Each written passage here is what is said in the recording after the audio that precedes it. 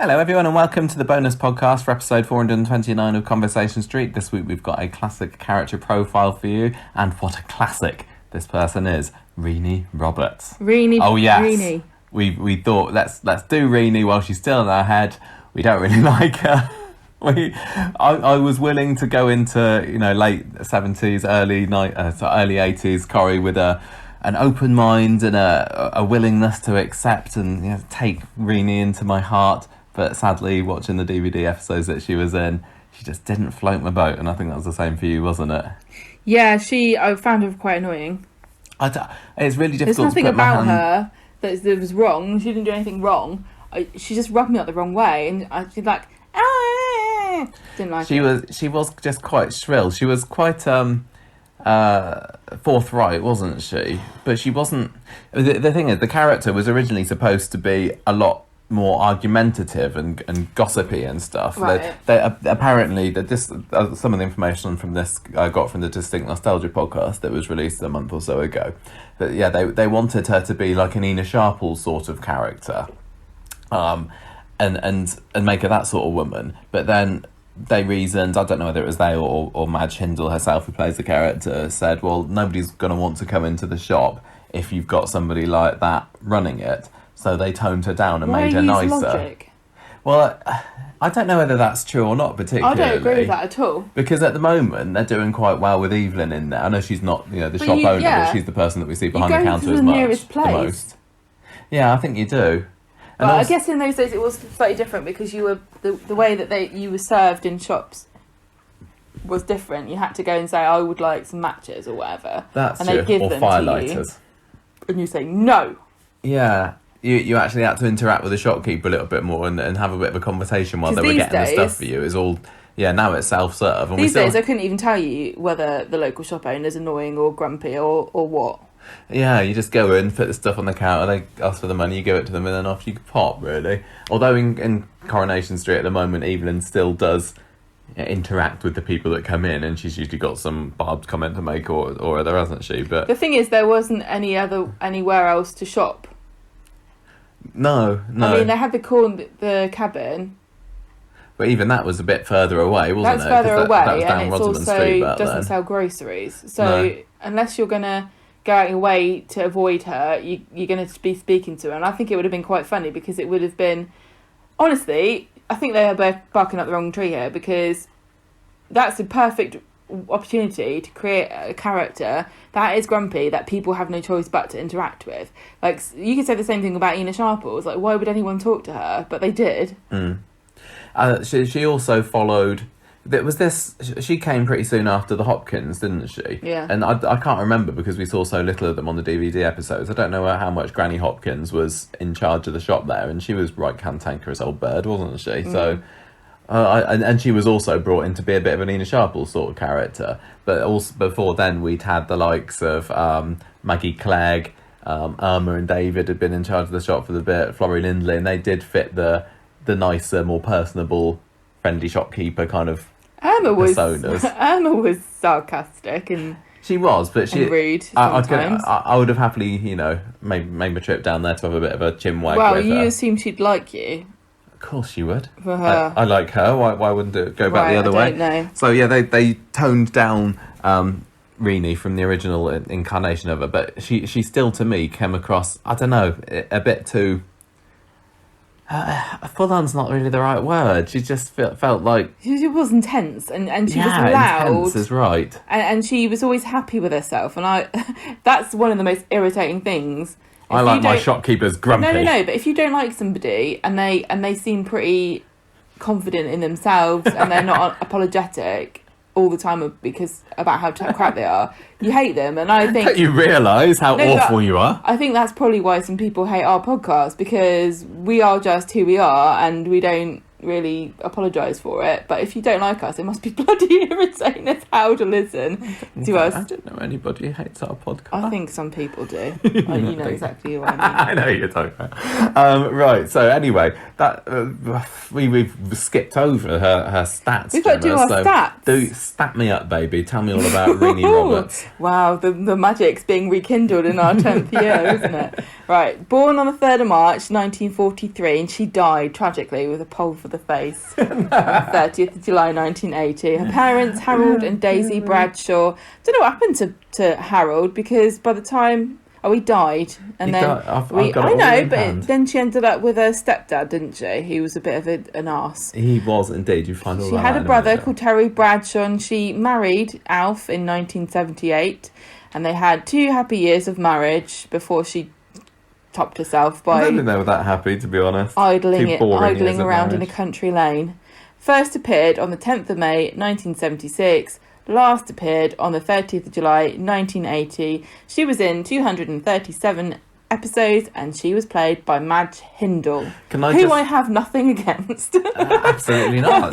Having listened to her on the podcast recently, she seems like a very, very lovely old lady, and talking with great reverence about Coronation Street. And I very thoroughly enjoyed Distinct Nostalgia's interview with her. Check it out if you haven't done so. Yes. Can I just pick up on your pole through the face thing, because there might be some people who are tuning in, some big Renee Roberts fans, if they haven't switched off by now, I don't know why, who might be saying, hang on a minute, Renee Roberts didn't have a pole through the face. What nonsense are they spouting now, these two idiots? This is the one that I can think of, Mandela moment. Yes. I was Coronation Street Mandela moment. 4 years. And I knew that she died in a car crash. In fact, she didn't even die in a car crash, did she? Because she went into hospital and died there. She died of her injuries. I thought, and I don't know why I got this idea into my head, that she was in a car crash and she was following behind a lorry with poles on the back of it, and then the lorry brakes. You when you were a child? She stops the car, and the lorry somehow, I don't know how this would work. Well, maybe the poles they both stopped. Suddenly, and the poles through inertia. That was made them go forwards, isn't it? Don't ask everybody. I was convinced that Renee Bradshaw was impaled for many, many years. Through the face with a pole. And then a couple of years ago, we actually watched the clip, and it's like, no, it's not. But what did happen to her? Gory deaths. What did happen to her? We'll find out later, because that's where we're working our way towards. Know. I've got a little bit of an opening blurb about Renee, but we've kind of already talked about this here. I suppose the other interesting bit about her casting is that she didn't have to audition for the role, because she'd already been working, or she had already worked with the producer Bill Podmore in Nepotism. In another show before, Nearest and Dearest, and I think that's what lots of people still recognise her from that. I don't know anything about Nearest and Dearest, but apparently it was quite big back in the day. She was in it for 5 years in the late 60s, early 70s. She'd done tons of TV before Coronation Street, to be fair. If you look on our IMDb page, it's a jolly long list. So when she got cast as Renee, were people going, what a coup for Coronation Street, getting old Madge Hindle? Maybe. I don't know. It's difficult to know how famous people were. Because we don't really have a way of gauging that now. No, and fame back then was different to fame these days anyway. Oh yeah. When signing scripts for randos back in the day, weren't they? Right, so here is the life history of Renee Roberts. Now Renee as a name, I love this name. I did as well. This was my massive revelation about her only about 3 months ago. I didn't know that Renee was short for Irene. Did you know that, listeners? Now you do. Irene. Renee. I think one of my nan's sisters was called Renee. She hated her. She hated all her family. Gemma's nan was like one of 10. Well, both of them were. Yeah, big families. My nan, my dad's mother had many. She was the oldest, and my mother's mother was also of a massive family because they were Catholic. I don't know what my other nan's excuse was, but this family was Catholic, and she was the one that had one of her brothers died falling off a slide or something. Your family history, your grandparents, your great aunts and uncles, who like you never really had anything to do with either, did you? The thing is, lost in the mist of time. They're branches of the Cox family tree that are so far stretched out, and some of them have snapped off. It's not the Cox family; it's the Beechams, the Beauchamps. Okay. Oh yeah.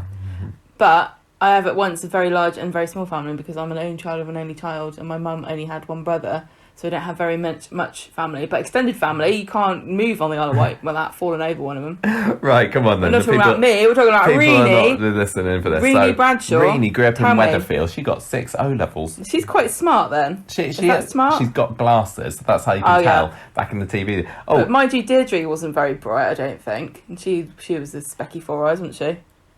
She was. I mean, Deirdre worked at the she worked doing accounts and typing and things for Ray and Len, didn't she? So you got to have. Well, maybe I don't know. Well, no, because obviously she pales in comparison to Ken, doesn't she? Yeah. I mean, Ken read books for fun. Renee, she originally wasn't going to have glasses, but Madge Hindle is apparently really, really short-sighted, so she told Bill Podmore, "I'm going to have to wear glasses." How could you decide this back in those days? I don't think they had very good contact lenses, did they? Probably not. But I think I might be misremembering this, but in Nearest and Dearest, she might have gone glassesless, and she's like, "No, I can't do this anymore. I need to have my glasses for Renee." How could you do it? So she. I'm really, really short-sighted. I could not do anything without my glasses. It'd help for when you had to do snogging scenes for actors that you didn't fancy. Oh, it's Michael. Oh, who's this? Oh no, it's Brian Molsey. So yeah, she got her opticians to make her some special glasses with a prescription that she only wore for herself as Renee, but she didn't wear those. Interesting. I know. This thanks to this other podcast. I'm full of interesting Renee tidbits. Weenie bits. So in 1969, this is when her dad died, and then her mum moved the family to Lancaster, where she married Joe Hibbert, and that's the guy you were talking about earlier, who is the arsey stepfather. He's a big arse. We'll find out a bit more about him later on. They got married in 1972. So Renee worked as an insurance clerk for a bit, and then on the tills in the supermarket. What the hell? Why would you go from being an insurance clerk to working on the tills in a supermarket? Maybe she wanted to work with the public. Maybe they had better wages for jobs of that type in the day, and she's like, why the hell would I be an insurance clerk if I could get the same money working on a... Anyway, don't ask too many questions about on a soap, and I know this was before her entrance, why one character goes from one job to some completely opposite job because they've all done some kind of scandal. Why would you go from cleaner at the factory to landlady at the Rover's Return? We will never know. Why would you go from counsellor to who knows what at the factory? Why would you go from landlady to counsellor? Landlady to counsellor to who knows what at the factory.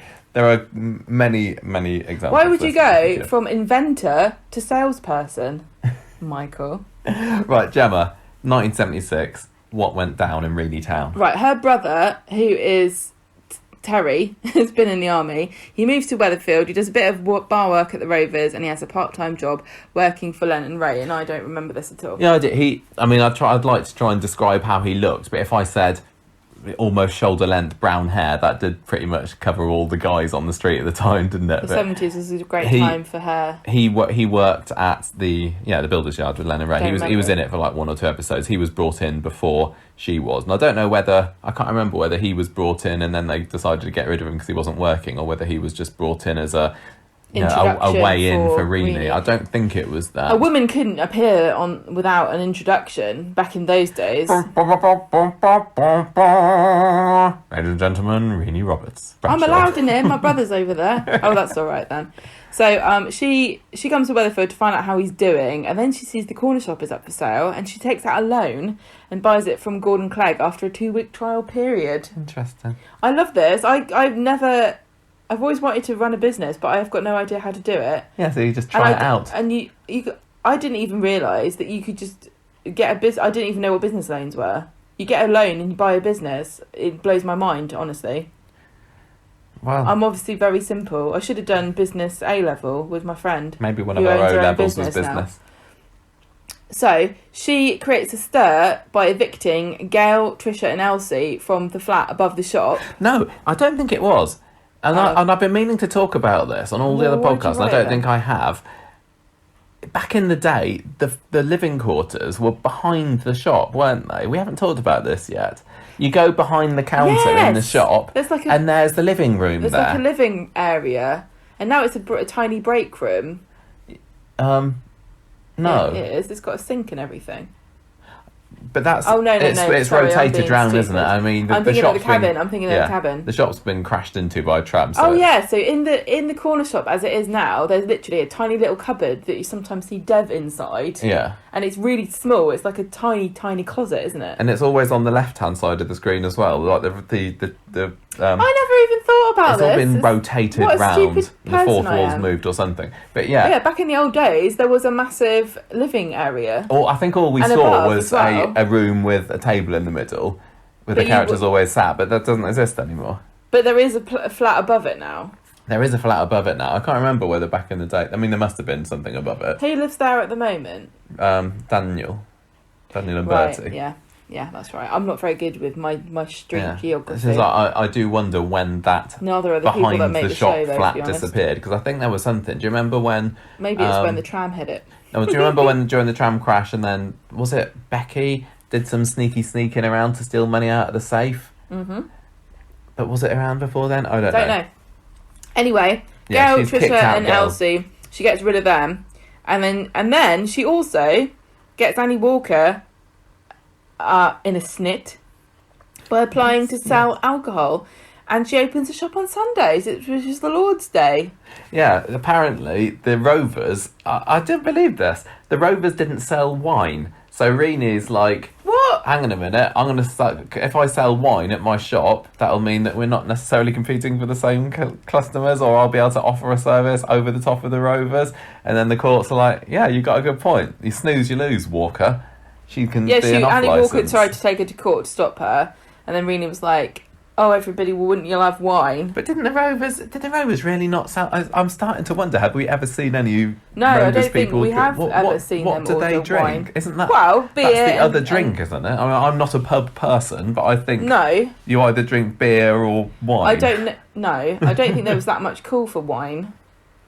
Is it a more recent? Listen, I don't know, do I? I mean, obviously, I'm not saying that they only just invented wine in the last 50 years or so. No, but I don't know. I don't They know. were on the G&Ts and it was sherries also, it was and things. spirits, mixers, and beer, wasn't it? Beer on tap, Mm. and bottles of beer from the thing there. And I can imagine somebody going, "Oh, wine's too complicated." I mean, when you go to a pub, you don't go to a pub to buy really good wine. You go to a wine bar, don't you? Yeah. You go to a pub to buy wine, and you just buy whatever. Bottle You of buy it house by the red. colour. You go, yeah, I want a white wine or a red wine. You never go, oh, how's your Chablis? But I could imagine Annie Walker there with, nice wine. What does Annie But Walker I can also drink? imagine her going, oh, don't agree with the consumption of wine. That's what happened to the French, That's why they're so weird. No, she liked the French. There was one Oh. story where she goes over to France and then comes back to Weatherfield and then tries to deck out the Rovers all French style, à la Française, right. and have like cafe outside the front and Oh, everything. nice. But people didn't like that. Anyway, we're being diverted yet again. It's Reenie fine. shows some excellent business acumen. She ain't spots a hole in the dumb, is market. she? Opens up the shop as an off license with an off license bid. Yeah, she's smart. Then Reenie's fiance Harry shows up, and he is on leave from the Navy, and he doesn't like the fact that she's bought this shop. He splits up with her because he thinks, oh, she's trying to tie me down. My fiance is trying to tie me down. How dare she? The marriage is one thing, but the shop is another. And then Terry returns her brother to the army because he was going out with Gail. Thinks Gail's messed him about, but that was because Reenie warned Gail. Yeah, Reenie off didn't of- think that Gail was good enough for her, Terry, I think. Leave my brother alone. Yeah, so he you bogged hussy. off, and I think that was the last that we ever saw of Terry. In 1977, Reenie developed a bit of a friendship with Bet, because she rented the flat out to her, and there was one story where the two of them are tricked into leaving the shop to go out on dates with these two guys. But in reality, what they wanted to do is get them out of the place so they could ransack the shop while they were waiting for them, and they lost £400 worth of stock. And there was something else as well, but I didn't write it down in the notes. Who knows? What do you mean? Well, it said it. I'm sure when I read this from somewhere, it said they came in and stole £400 worth of stock and something. I don't remember. Maybe what that they something stole is. the till. Maybe they stole the fridge. You can insert your own They stole the valuable shop item. two Staffordshire dog ornaments. That's it. That's the one. So she was also that year became friends with future husband Alf Roberts, the local He was a postie back then, wasn't he? He worked for the General Post Office. He really has gone through some He's had revolutions, varied careers. He helped out in the shop occasionally because he had been in the army as well, hadn't he, during the war? What's that got to do with it? I'm just saying that was one of his. It's like he had the strings on his bow. When you've been in the army, you can always help out. You can turn your hands to out. Yeah. So he helped out in the shop for a bit. She gets friendly with him. When you say out, you mean everything rather than nothing. Like we ain't got out in. You can turn your hand to out. Now. Yeah. Out is everything or anything. Out is nothing. That's your northern lesson for the day. She ends up getting a cold and then he catches it. Yeah, but you could also say we ain't got out. Yeah, to mean nothing. Oh, it just doesn't matter. Can you? I don't know. We'll ask some people. We'll do some. But it's next the same. Next but week it's only we'll the same as saying we ain't got polls. nothing or we ain't got anything. It's two different meaning. Like the words mean two completely different things, but when you say them, but the sentence both means we haven't got anything in the house. Yeah, you're right. You're absolutely right, Gemma. Oh my god. Now here's an episode that we didn't see, but I did look at a clip of this on YouTube the other day. He helps her when she had a cold. Did you say that? I said it, but you were talking loudly over the top of it. Alf, Renee, Fred, that's Fred G, I guess, and Mavis go out on a fishing trip one day, and Renee falls into the river because comedy hilarity. It seems like you can't go to the riverside or by the side of a lake in Coronation Street without something going in it. I mean, we've already seen one car go in the lake, haven't we? And there's going to be another one coming up very soon. It's surprising human beings have really lasted this long, considering the planet is covered in 2/3 water. I know, I'm surprised we haven't all drowned. To just drown ourselves at any available opportunity. Well, there was almost a drowning here because Madge Hindle couldn't swim, and then she was obviously asked to get into the lake or the river or whatever it was and splash about a little bit. She was asked to do her own stunts, and she told the director, "Look, I can't do this." This is why when you're an actor, you have to put really random things as skills on your CV, like I can drive and I can ride a bicycle. They just make assumptions about you. Yeah. So what they had to do is get a 6-foot man in a red wig to jump into the river and complete the stunt for her. And this is why I watched this. I went on YouTube, found the scene, and is it a burly? It's difficult to tell because obviously it wasn't exactly 4K resolution back in 1977. I just remember it being an awful lot of shrieking on the scene, and there's was it the man? It looked like it had been put in afterwards, but Mavis is there splashing about, and she's kind of half rescuing Renee. Fantastic swimmer. Mavis is an excellent swimmer. We've seen her doing a bit of that in another episode.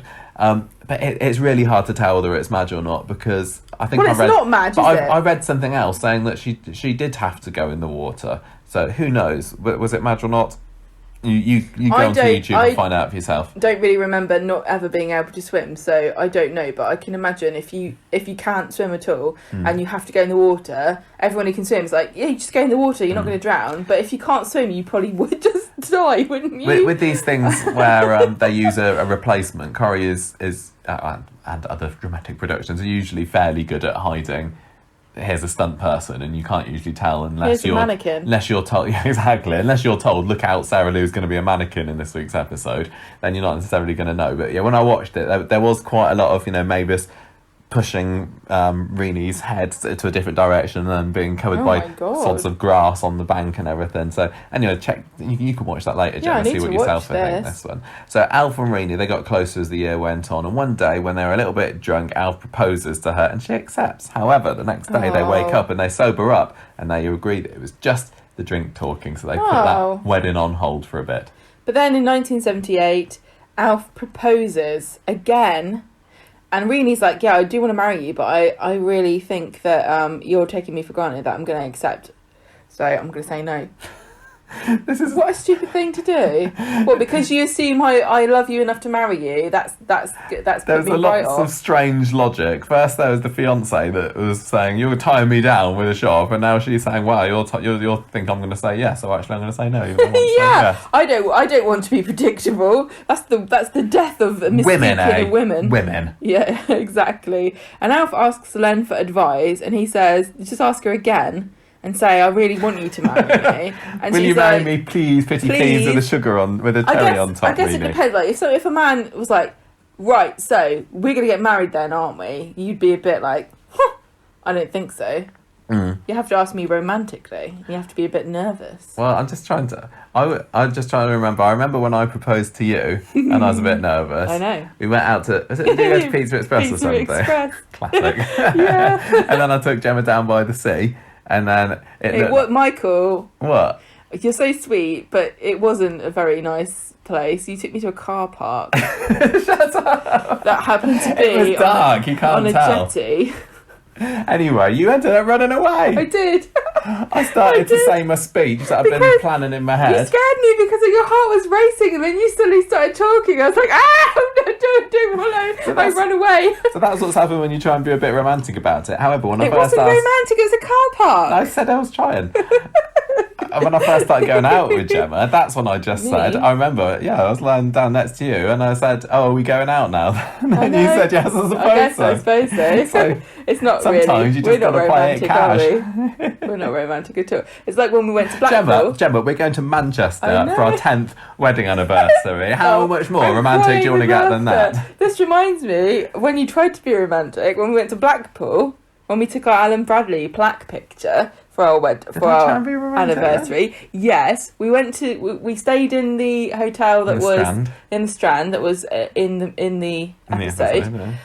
And we walked up the stairs to get to our room, and the door was ajar, and I freaked out. I was like, I don't want to go in there. What's wrong? Why is the door open? I'm scared. I'm not going in. You were like, no, you've got to go in first. I was like, I'm not going in first. And I got really mad. And then when I made you go first, and it was because there were rose petals on the bed. I paid to have rose petals extra. Sprinkled on the bed. And I was like, I'm not going in there. In a mood. I'm too suspicious. I ruin everything.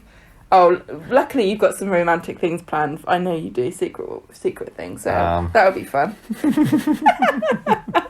Right, so tell me more. No, you're talking about this one. You're 1978. Yeah, so he really means it, and she says, all right then, and then they get married in March. And this is when we meet the stepfather, and I remember watching this episode. She comes in and she's getting ready for the wedding, and her mum's there, and she's obviously being all like, oh, Renee, I'm so proud of you. I love you. You're so fantastic. And the husband's there going, oh, how much does he earn? And he was being a right git, wasn't he? And she was so cold to him too. They really didn't like each other. Well, after the wedding, he tells Alf that Renee's lucky to marry you because she's no looker. And then Alf punches him. Yeah. Good for her. And they go to Capri. Lovely. That's really nice. You've never been, but it's gorgeous. Then Joe leaves Daisy, so that's good, and Renee asks Bet to move back into the shop flat so that she doesn't have to give her mum somewhere to live. What a cow. Actually, when we're reading this, I'm thinking, I don't know why I don't like Renee, because she sounds alright, but I just don't like her. Look, we how many episodes? We must have only seen like less than 10 episodes with Renee in. Really? Do you think? I suppose we only watched 80 in a decade. So. Yeah, exactly. Yeah. And loads of people have written into us since and said, no, Renee's great, she's brilliant. We just listen, the wrong episodes. I really, really excited at the prospect of revisiting the episodes of Corrie that we haven't seen. Yeah. At a later date. So there's still a chance. But I think it gives us a good perspective to be able to look at what Coronation Street has selected for each decade and say, this is what we think of those. And then go back and fill the gaps in. Yeah. So 1979, this is when Alf retired from the post office because he fancied the idea of working in the shop full time. Oh, yeah, he just decided, didn't he? He was like, oh, I've quit my job. We're going to work together. You're going to love it. That's quite sweet. Well, that's what he thought. Yeah. But but listen, she didn't like this because think about this. She arrived on the street. She took out a loan. She decided to run this business. She's been doing it herself this whole time. This is her thing. And then this guy thinks he can come in and take over, and you know that back in the day, because he was a man, he would have instantly been the one in charge. Everybody that comes in would have assumed it was his business. She's the one that's been running it this whole time, and he thinks he can just hijack it. She's right to have her nose put out of joint a little bit here, because this is not really fair. Well, she soon changes her tune, because later that day, because they've fallen out over this, so he goes off to the pub to, cool down, get away from the old ball and chain, but he gets smashed in the face by a lorry. With a pole? No poles involved. This was the Rovers lorry crash smash episode This where is he's when- sitting by the window and then the lorry with load of timber on the back caroons into the side. The lorry that was pre-packed with debris. Yeah, Handily. handy. That was the is Tracy under there episode. Anyway, he gets better because he got injured there. Did Mike get injured? I can't remember who else got hit by that. But Tracy was fine. he recovers, but then he, like Nick, goes prone to angry outbursts. So maybe Alf had a brain injury that was just never diagnosed because he didn't understand about that back then. Nope. And he has to get psychiatric treatment to return to normal, which is lucky for Renee because she kind of grown pretty frightened of him Because he Alf got was so grumpy. never angry No, before this. I always And he was picture a him big as man as well. If he got angry at me, I think I'd be quite intimidated. he was a very jovial, jolly type, wasn't he? Yeah. I think maybe he got more jovial and jolly as the year went on. I think he was just fairly bland when he was first introduced. Yeah, he was in the 60s. And then they he just didn't kind of have filled much. him out. Yeah. 1980, Renee becomes the fourth member of the Rovers Barbershop Quartet after Fred. It turns out that Fred actually can't sing at all. Yeah, we watched that episode recently, didn't we? Isn't it Fred that puts Fred the decides Fred gets to the start idea? this because he went to a pub and they had one and he was like, they're rubbish, we can do way better than that. So he spends the whole episode collecting people together to make this quartet and then they perform in the Rovers and it sounds terrible and they're like, let's just try it without Fred and it's fine. And so they kick him out and then Renee has to join. Yeah. And the Roberts then decide that they're going to move to the countryside to run a post office. And so Renee decides to start learning how to drive. And this caused all kind of problems because she got a driving instructor and Alf did not like this, got jealous. And so he decided that he was going to teach her how to drive and stuff. Then they have Mr. and Mrs. Bannister and they agree to sell the shop to them so they can go and run this country pub post office. So they go to a country pub to celebrate their sale. While they're there, Alf has a few beers and so Renee says that she's going to drive home. Now, I don't know what it was like in the day, but in the UK, if you're a learner, you have to have somebody who's qualified to drive in the car with you, and they really should not be under the influence of alcohol. No, you've got to have a responsible driver. Yeah, so she's driving him home because he's drinking, which would have been fine if she was a qualified driver, but she's not, she's still a learner. And then there's this is how she dies. There is a country road with bricked sides, like a bank either side, but it's bricked up.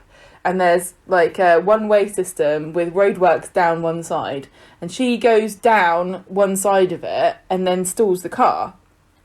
And then obviously the lights change, I think, and a lorry comes from the other direction and they can see it coming and Alf's like, get out of the car. Yeah, Alf's get out of the car because Yeah. he gets out to... He He says, gets out. I'll do it. She's trying to adjust get it back into gear or and he's like, whatever. look, let me do it. Gets out of the car to help her, and she's like, no, I can do it, I think. And then this is when she gets hit by the lorry, and It was really quite bloody, wasn't it? Like the episode ends, if I remember, with a shot of her. You think dead body, but Yeah. she's just unconscious. But she got a massive, great blood Yeah, she splatter. does. So- It was quite, considering that back then they didn't show much of that sort of stuff on Coronation Street. Like when Ernie Bishop was shot, you didn't Yeah, see him you didn't all even see bloodied his up. body. Joe Donnelly shoots himself, but that's Doing cuts off away. I wonder whether that was, the that the bloodiest first Coronation corpse? Street. Yeah, that was when the vampires started swarming Yeah, to lovely. Weatherfield. So Renee gets taken to hospital and Alf's there and he's really anxious and keeps asking, and then eventually they say she's died. Ruptured spleen and liver. I thought your spleen was basically useless, but you need your liver Well, for stuff. and that was the tragic end of Renee. So, car accident, yes. Pole through the face, no. But Car accident and heart attacks, two of the top ways of getting rid of characters on Coronation Street. really, really is. So apparently Bill Podmore... But you don't very often get to see the car crash happen. Usually they're off-screen car crashes, so this is they? quite... Yes! Corrie loves a good car The crash. amount of times I read to you all the causes of death recently for how people died on Corrie, and it was heart attack, off-screen car crash. Elsie Tanner died of an off-screen car crash. Yeah, okay. One of the most iconic characters of all time. Katie Armstrong, another. Jack Walker died of an off-screen heart attack. Yeah. Oh. Anyway, as I was saying, Bill Podmore decided that he wanted to kill Renee off because they couldn't think of any good storylines with them. This is such. So I was going to say a rude word then. They put them together, and once they'd had Renee and Alf as a couple, they realised that actually they were pretty dull. I don't agree with this. I think Madge had said that Brian Molesey wanted them to just be a nice, normal couple that no drama happened to. Yeah. But unfortunately, in soap, you don't really get very many characters like that just get on fine and happily, and because who wants to watch that? So she also said that some of the other cast members even didn't reckon that they were a particularly interesting couple together, but she was like, oh, me and Brian thought we were just fine. Aww. But anyway, she had to go. She wasn't particularly happy about being killed off, because once you're killed off, you can't come back, can you? And but Bill Podmore swung the axe, and that was that. It kind of sucks, really, that he gave her the job as like an ex-friend or someone that he'd worked with before. You don't need to audition, just come in my show, and then 4 years later it's like, you're rubbish. Yeah, fired. Bye. Pull through the face. It's I think it's very drastic to kill somebody off who they just think, well, we can't think of any storylines. If she's not a bad actress and she's not doing anything wrong, and there's no reason to really do it, it would make sense to me to go, look, you're not working right now, we're going to get rid of you, but in case we think of anything later, we'll just say that you went to Sicily.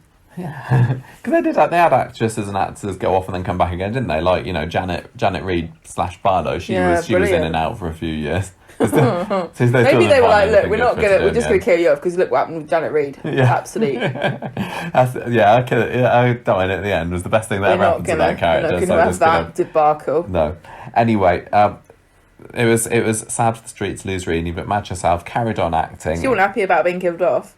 No, I know. I said that. I'm drinking cider, I'm not listening to you. She made some appearances in many shows afterwards. For example, she was in The Two Ronnies. She was in a TV miniseries called The Rector's Wife, and I wrote that down because the character that she played was Elaine Dodswell, which is very close to my mum's name. And you're not supposed to reveal things like that on the podcast because people will guess your passwords. Because it's Elaine Dodswell. None of my passwords are anything like Elaine Dodswell. And the last thing that she was in professionally was a sitcom called, I think it was a show called Barbara in 2003, where she was in 20 episodes of that. I'd like to watch 17 years ago. Well, there's some publicity shots online, because I did a little, I did a Google image search after I was writing these notes up the other day to say, what does she look like back in 2003? I wonder what she even looks like now. Apparently, she was saying on the podcast, she's still got some, streaks of red hair. She's not completely. How old is she? Lost it all. I can't remember now. 80 something maybe.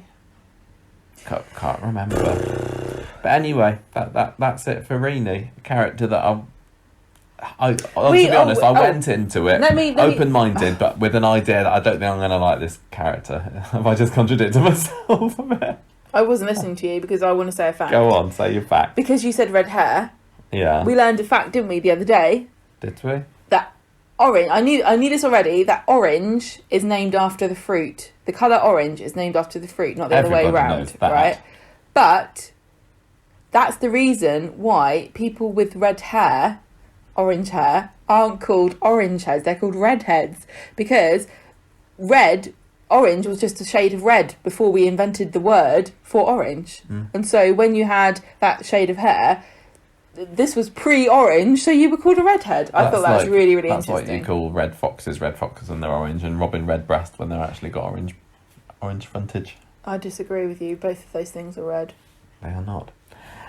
Anyway, there you go. That's Renee, everybody. I'd be really interested to hear anybody writing in to tell us, to give us their defence of Renee. Please let us know what it is you liked about her. What is it that we've missed? What sort of character makes an interesting shop assistant? I'm going to pull you up here because she wasn't a shop assistant. She owned the shop. Sorry. You stopped diminishing businesswomen's achievements. I'd also what I'd be really, really fascinated to hear people writing in about and telling us is, do you have any other moments where you were convinced that something in Coronation Street's past was one way and it turned out it was completely not? So I was absolutely convinced that she ended up having a pole through her face in this car accident, but I don't know where I got that from.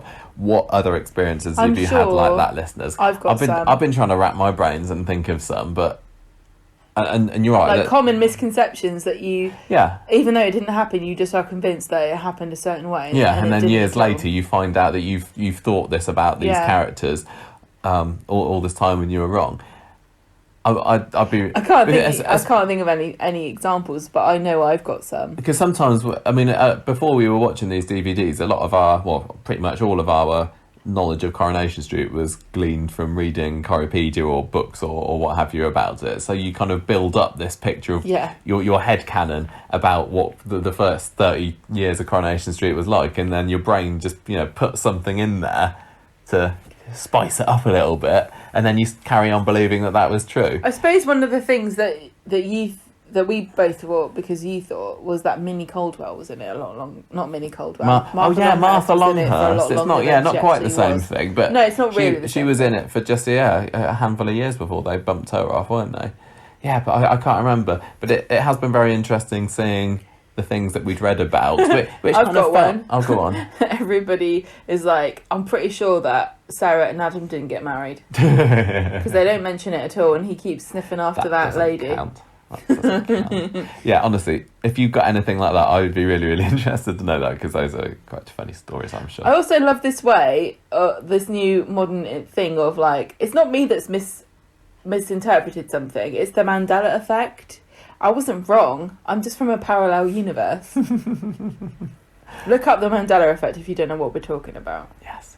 Right, anything else, Gemma, to add about Renee Roberts, Renee Bradshaw? Oh, you don't want to say anything about the corner shop, or? Oh, we've kind of already talked about it. I've got some talking points at the end there. We've covered most of them. Things like, I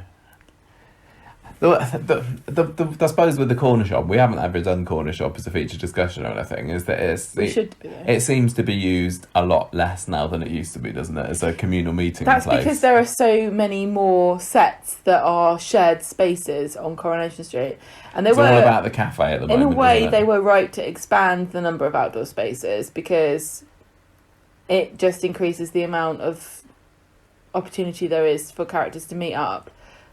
Well, and everyone needs a job somewhere, don't they? But it's to the detriment of those spaces. Like the Rovers has become so less of a focus as time's gone by, just because they can go to the bistro, they can go to Speed Dial, they can go to the shop, they can go to the cabin, they can, there's all and the Victoria Gardens. I'm kind of interested. I don't know whether Corrie's going to go down this route at all about what's going to happen with Dev and his money problems, which we haven't seen anything about for like a good month or two. Yeah, just to remind you.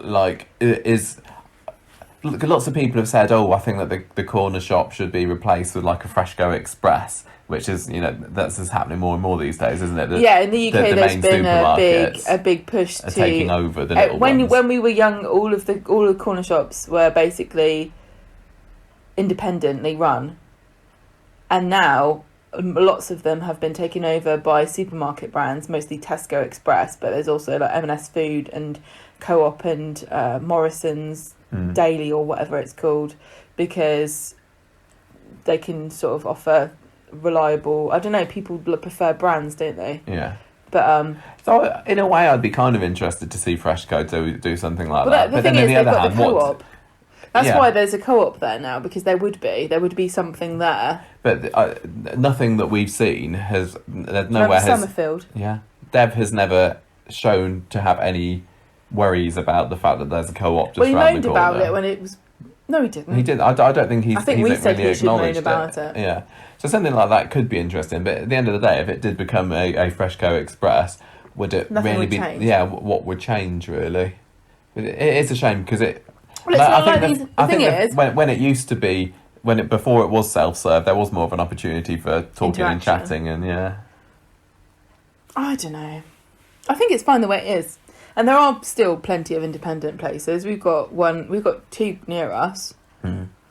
Yeah, I just think as well. Back in the day, Corrie, the corner shop, used to change owners a lot more frequently, because the Allahans have been in charge of that shop for 20 years now or so, whereas we've watched 20 years worth of Coronation Street, and we've seen it going through lots of different owners. And the Rovers, I suppose that's opposite to the Rovers, whereas because in the first 20 years we've been watching it, it's been Annie Walker at the helm all the time, but now they seem to be, it's almost like a revolving door in the Rovers when it comes to landlords and landladies. That's because it's become a status symbol of the show and sort of a flagship kind of, but the only reason that is the case is because Annie Walker was there for so long that she carved carved it out as a significant role.